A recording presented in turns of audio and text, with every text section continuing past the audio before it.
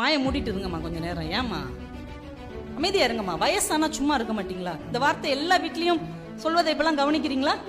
வயசானா அமைதியா இருக்க மாட்டீங்களா? ஏன் அம்மாவுக்கு இப்பதான் வயசாகுதா? நீ பிறக்கும் போதே அவங்களுக்கு 20 வயசுக்கு மேல ஆயிடுச்சுல்ல.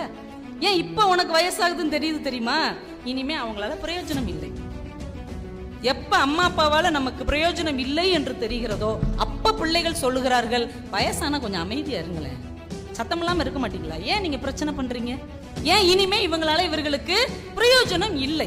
நீங்க தமிழ்ல காணாவுக்கு அடுத்து ஒரு எழுத்து வரும்ல, காங்க சாங்க அப்படிலாம் ஒரு வார்த்தை வரும்ல, அந்த எழுத்துக்கு ஏதாவது பயன்பாடு இருக்கா?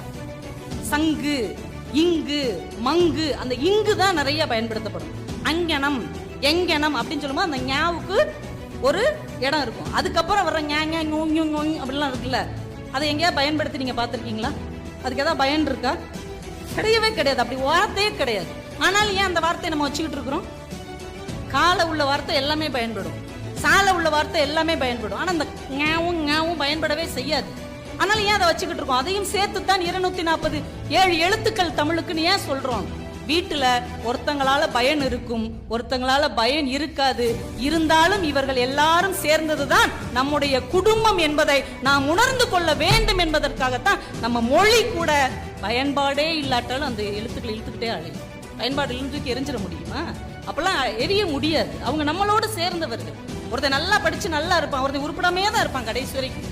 ஆனா பெத்த தாய் அவனை விடவே மாட்டாங்க. பார்த்துருக்கீங்களா? நல்ல வேலையில இருக்கிறவன் பின்னாடி போகவே மாட்டாங்க.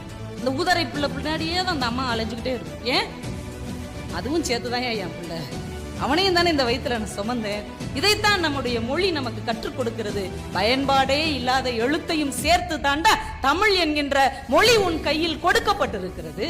இப்ப வீட்டுல ஒருத்தன பிரயோஜனம் இல்லை அப்படிங்கிறதுக்காக அப்படியே அத்து விட்டுறக்கூடாது, கழட்டி விட்டுறக்கூடாது என்பதை நம் மொழியின் எழுத்துக்கள் கூட நமக்கு கற்றுக் கொடுக்கிறதுனா எவ்வளவு ஆச்சரியமான